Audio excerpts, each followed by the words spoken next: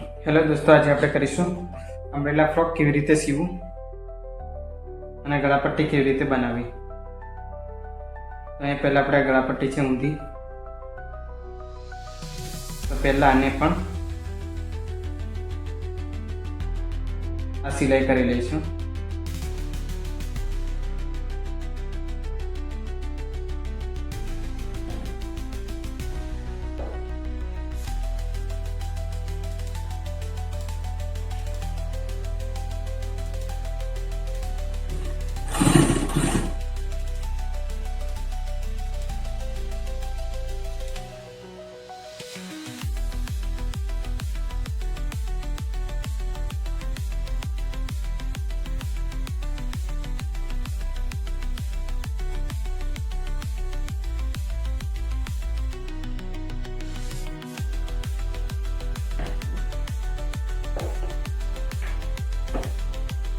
તો પહેલાં આપણે આવી રીતે ગળાપટ્ટી બંને તૈયાર કરી લેવાની રહેશે.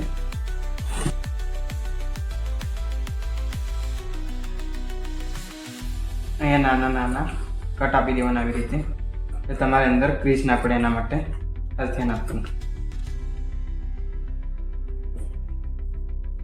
પછી આને આવી રીતે અંદરના ભાગમાં પલટાવી લેવું.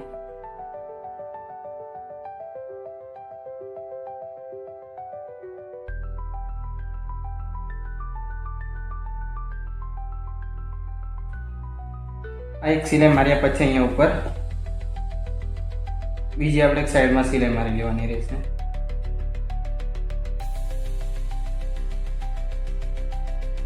ખાસ ધ્યાન આપવાનું છે. આ છે આપણે પાછળનો ભાગ. તો આને આવી રીતે સરખું કરી અને વચ્ચે સેન્ટરનો ભાગ છે ત્યાં આપણે સાધારણ નાનો આવી રીતે કટ આપી દેવો. બંને વચ્ચે અહીંયા કટ એક સરખા મળવું જોઈએ. તો આપણે બંને અહીંયા એક બાજુથી આપણે સિલાઈ મારીશું. પહેલાં આપણે થોડી 3 ઇંચ જેટલી કે 2.5 ઇંચ જેટલી આપણે સીધી સિલાઈ કરી લેવાની છે, કોઈ ચપટી લેવાની નથી. આટલી જ સીધી સિલાઈ લઈ લેવાની છે. પછી આપણે આજે જે ઉપર છે ટોપનો ભાગ એનામાં એક સરખી આપણે ચપટી તૈયાર કરવાની રહેશે.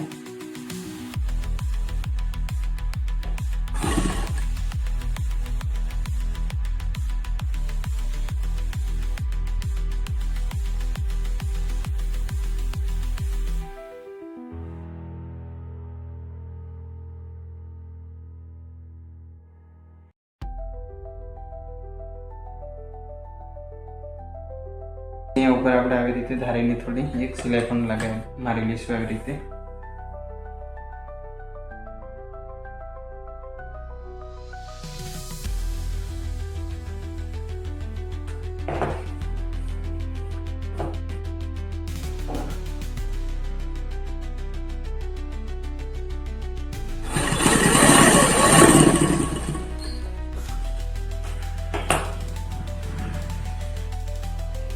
ચાલો, અહીંયા પણ આપણે એક સરખી ચપટી એવી રીતે પાડી લીધી છે.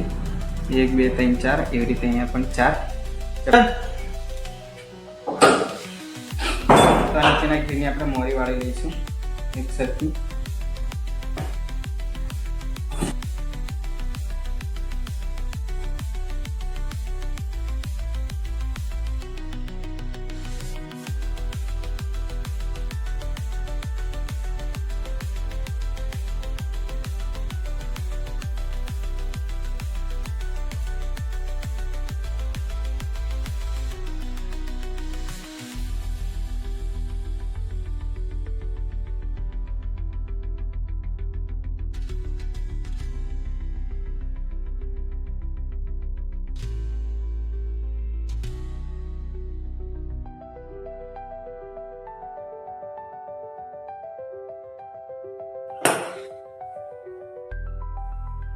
તો આપણે નીચેના ઘેરની પણ પટ્ટી કમ્પ્લીટ એક સરખી વાળી લીધી છે.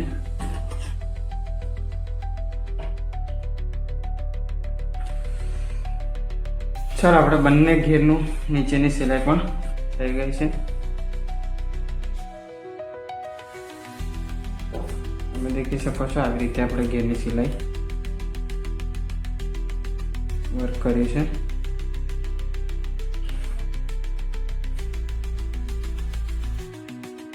એના પર પણ ભાગ આવી રીતે નીચેનો ભાગ મૂકવાનો છે સીધો, એના પર મૂકવાનો છે ઊંધો ભાગ. તો પહેલાં આપણે બંને શોલ્ડરની સિલાઈ કરીશું.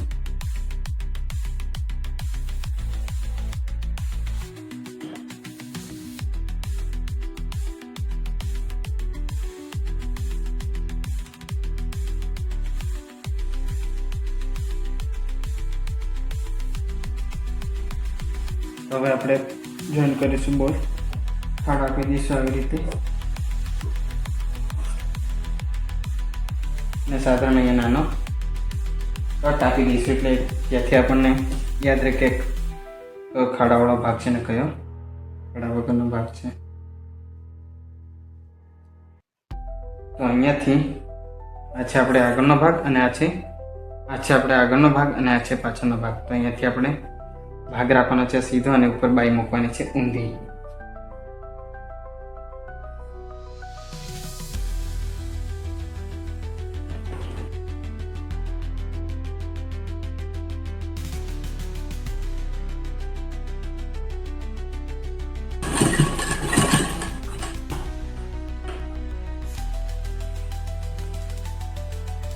હવે બંને એક સરખી આપણે મોરી વાળી લઈશું આવી રીતે.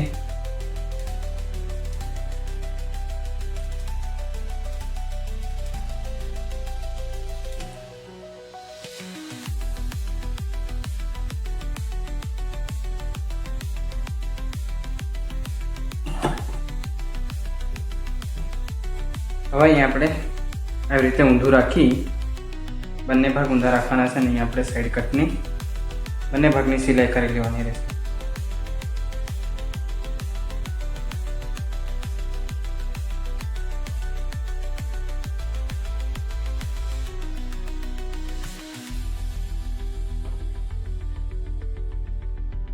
એવી જ રીતે આ બાજુની પણ ફિટિંગ સિલાઈ કરી દેવાની રહેશે.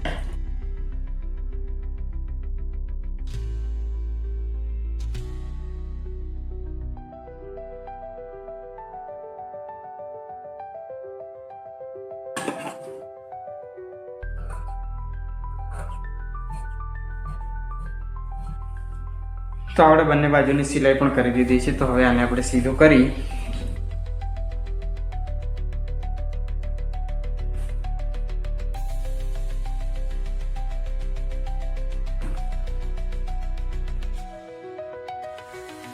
આપણે આવી રીતે ક્લિયર કરી દીધું છે.